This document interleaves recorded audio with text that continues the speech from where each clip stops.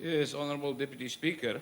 I hereby give notice that at the next sitting of this House, I shall move that the following motion of censure. That this House notes that in paragraph X of page 5 of this Public Protector's report, named Docked Vessels, a report on investigation into allegations of improper, irregular awarding of a tender to Sekunjalo Marine Services Consortium by the Department of Agriculture, Forestry and Fisheries. Report number 21 of 2013-2014. And it was published on the 5th of December 2013. The Public Protector made the following statement. A week before releasing this provisional report, I received a letter from the Minister of Justice and Constitutional Development, the Minister of Justice. Attached is a letter from the Minister Tina Joemat-Pettersson requesting the Minister... He is no longer giving us a notice. He's reading the motion. It's not a notice for a motion.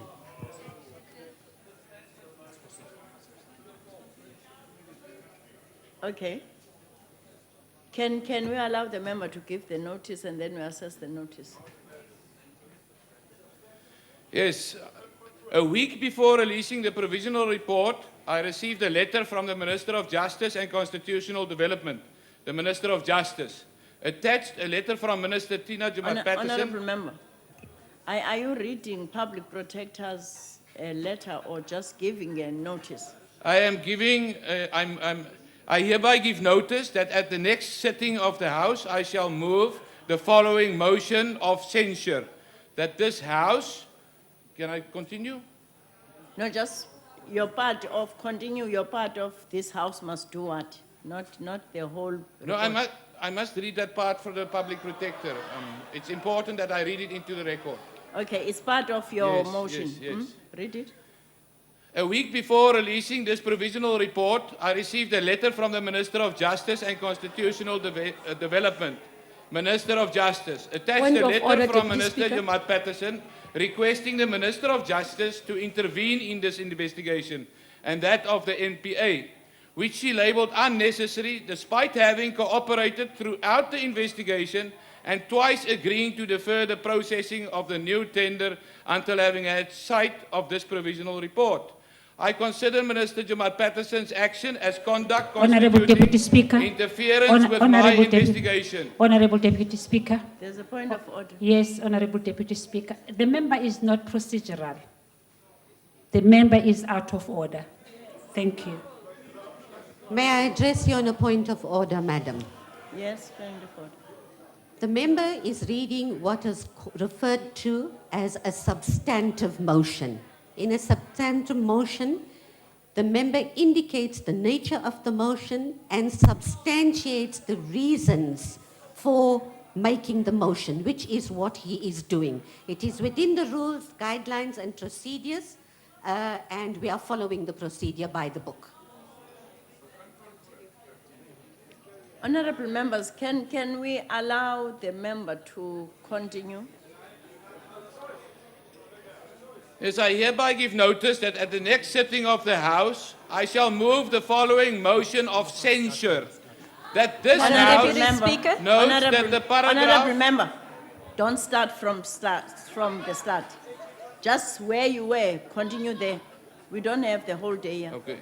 A week before releasing this provisional report, I quote the Public Protector's report, I received a letter from the Minister of Justice and Constitutional Madam Deputy Development. Speaker.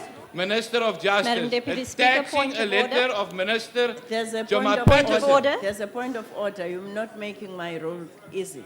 Madam either. Deputy Speaker, Yes. you ruled that the member should continue from where he left off. Yeah. He's now seeking to reread things he has already read into the record. Honourable member, you were at the bottom of what the Minister of This wrote. Please start there. Deputy Speaker, I keep losing my place if they keep interfering, so I don't know where I was. So I'm trying to put everything in context. No, but if you continue, you'll end up not reading that. Which was the last word, Honourable Speaker? Continue.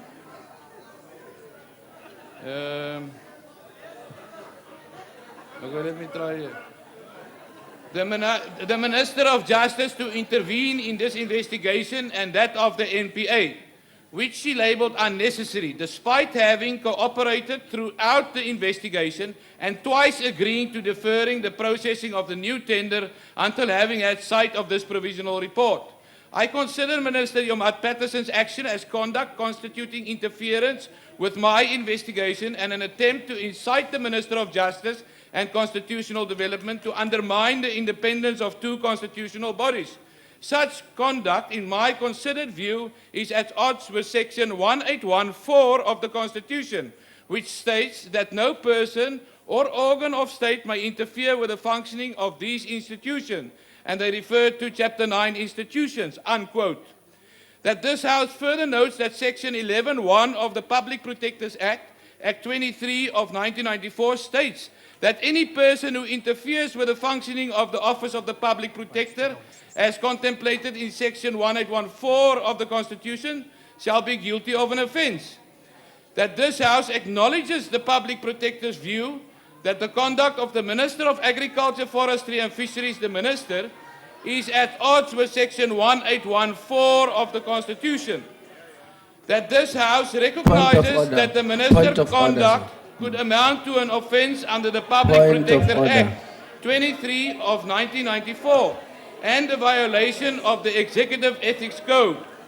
And that this House resolves to condemn the actions of the Minister and to censure the Minister by calling upon the Minister to apologize unreservedly for her actions. Order, Thank you. Chairperson. Order, Chairperson.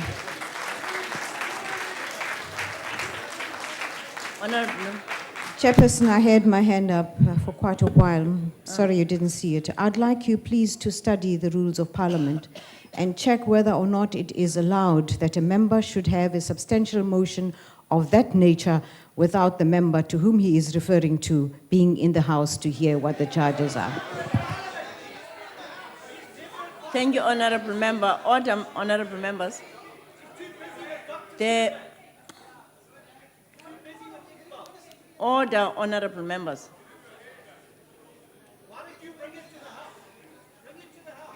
The member was giving a substantive motion, and that motion would be assessed by the Speaker. We will take into consideration what the Minister is saying when that is assessed. Thank you very much. Are there any other